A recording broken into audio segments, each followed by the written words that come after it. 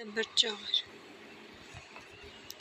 آمنہ بیٹے جاؤ اپنے بھائیوں کو بلا کر لاؤ ڈنر کے لیے، سلمیٰ بیگم نے کھانا ٹیبل پر لگاتے ہوئے کہا۔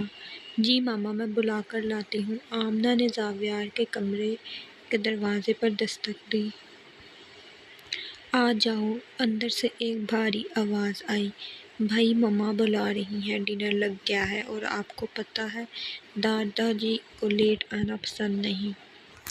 میں جانتا ہوں پرنسس، میں آنے ہی والا تھا، میں فوجی ہوں، مجھے پتہ ہے بیٹے وقت کی اہمیت کا، زاویار شاہ نے ہلکا سا مسکراتے ہوئے کہا۔ چلیں پھر، آمنہ نے کہا اور پھر دونوں اکٹھے کمرے سے باہر نکل آئے۔ نیچے آتے ہی سب لوگ ڈائننگ ٹیبل پر بیٹھ گئے۔ السلام علیکم دادا جان، زاویار شاہ اپنے دادا کے گلے لگا۔ میرا شہزادہ کیسا ہے بیٹے؟ میں ٹھیک ہوں دادا جان، آپ کیسے ہیں؟ میں ٹھیک ہوں میرے پوتے۔ زاویار بچپن سے لے کر آج تک سب سے زیادہ اپنے دادا کے کلوز رہا تھا۔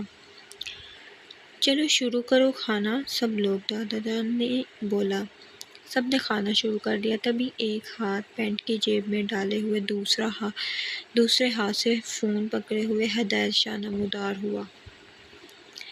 ہائی ایوری ون، بہت ہی اسٹائل سے بولا۔ آئیے صاحبزادے، تمہیں یہ وقت ملا آنے کا، تمہیں پتہ ہے نا کہ میں وقت کا کتنا پابند ہوں۔ 8 بجے کے بعد کوئی بھی ٹیبل پر نہیں آ سکتا، اس لیے اب تم جاؤ، آج کا کھانا نہیں ملے گا۔ اور یہ ہائے کیا ہوتا ہے؟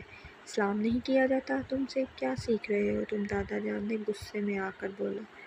ارے دادا جان، آپ بھی بیٹھے ہوئے ہیں، مجھے لگا دوسرے شہر گئے ہوئے ہیں۔ آئی ایم سوری دادا جان، آئندہ نہیں ہوگا، ہدایت نے مناتے ہوئے کہا۔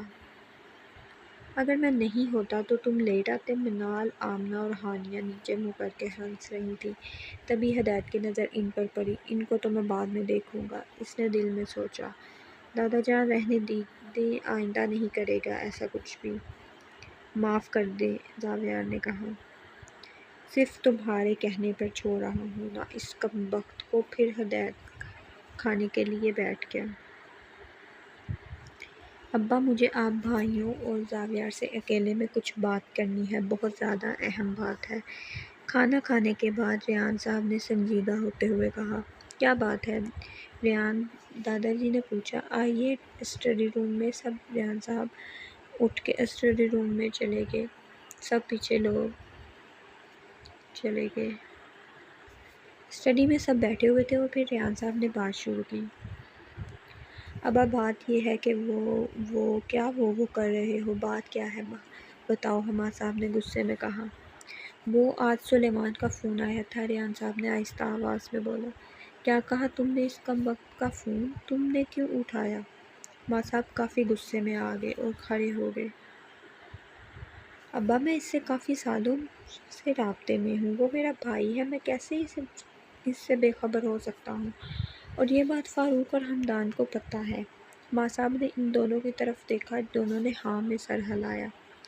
تم مجھے کیوں بتا رہے ہو؟ اب نہ بتاتے، حماد صاحب نے کافی غصے میں آ کر بولا اور کمرے سے جانے لگے۔ تبھی ریحان صاحب نے بولا۔ بابا، میری بات تو سن لیں۔ نہیں سننی مجھے تم لوگوں کی کوئی بات، یہ کہتے ہی کمرے سے نکل دیے۔ ابا، اگر بات آپ کی پوتی کے متعلق ہو تو پھر وہاں پر ان کے پاؤں تھم گئے۔ زاویار شاہ جو بیٹھا ہوا تھا اٹھ کھڑا ہوا۔ کیا بات ہے تایا جی، عنایت ٹھیک تو ہے نا؟ اس کی آواز لڑکھڑائی۔ وہ ابھی تو ٹھیک ہے، پتہ نہیں ٹھیک رہے گی کہ نہیں، ریحان صاحب نے کہا۔ کیا کہنا چاہتے ہو تم؟ حماد صاحب نے کہا۔ ریحان صاحب نے سلیمان کے ساتھ ہوئی ساری بات بتا دی، جسے سنتے ہی زاویار شاہ نے اپنے ہاتھوں کی مٹھیاں زور سے بند کر دیں اور غصے سے اس کی دماغ کی رگیں پھول گئیں۔ وہ چاہتا ہے کہ عنایت پاکستان گاؤں آ جائے بابا، وہ خاندان کی بیٹی ہے، عزت ہے۔ ٹھیک ہے، بلا لو، حماد صاحب کہتے ہوئے باہر چلے گئے۔ تایا جی، انہوں نے پہلے کیوں نہیں یہ سب بتایا؟ اگر مجھے پہلے پتہ ہوتا تو بات اتنی آگے نہ جاتی، زاویار شاہ نے غصے سے بولا۔ کیونکہ یہاں بات عنایت کی تھی، یہ کہتے ہی وہ باہر چلا گیا۔ بھائی صاحب، کیا ہوگا؟ ابا جان تو ناراض ہو گئے، فاروق صاحب نے پریشانی میں کہا۔ کچھ نہیں ہوگا، جب عنایا آئے گی تو مان جائیں گے۔ ریحان صاحب سلیمان کو فون کرنے چلے گئے۔ اگلے دن عنایا تیار ہو کر ڈائننگ ٹیبل پر ناشتہ کرنے کے لیے آئی۔ اس نے ٹائٹ بلو جینز اور بلینڈڈ ریڈ شرٹ اور دائیں کندھے پر بیگ ڈالا ہوا تھا۔ تمہاری کہاں کی تیاری ہے؟ سعدیہ بیگم نے پوچھا۔ یوں نہیں جا رہی ہوں، اس نے کرسی پر بیٹھتے ہوئے کہا۔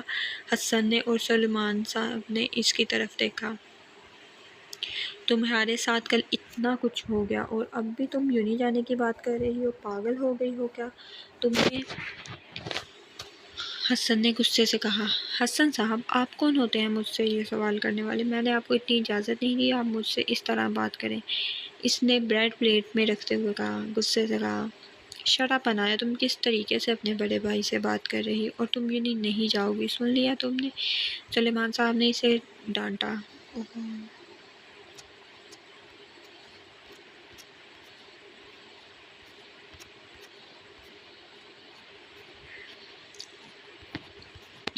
اور ریلی آپ مجھے روکیں گے؟ عنایا ٹیبل پر ہاتھ مارتے ہوئے اٹھ کھڑی ہوئی۔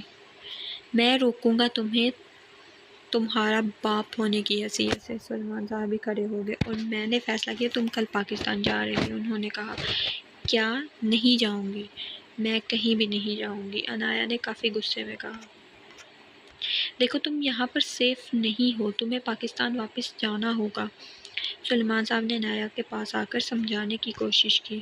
اور ریلی یہ بھی آپ کی بیوی چاہتی ہوگی کہ میں یہاں سے چلی جاؤں؟ ان کو تو میں ہضم ہی نہیں ہوتی۔ عنایا نے سعدیہ بیگم کی طرف اشارہ کرتے ہوئے کہا۔ میں ایسا کیوں چاہوں گی بیٹا؟ سعدیہ بیگم نے اس کے پاس آتے ہوئے کہا۔ میرے سامنے ڈرامہ مت کرے، آپ کے اس چہرے کے پیچھے ایک ڈائن کا چہرہ چھپا ہوا ہے جو گھروں کو کھاتی ہے، دوسروں کے، جیسے میری ماں کا گھر کھا گئی۔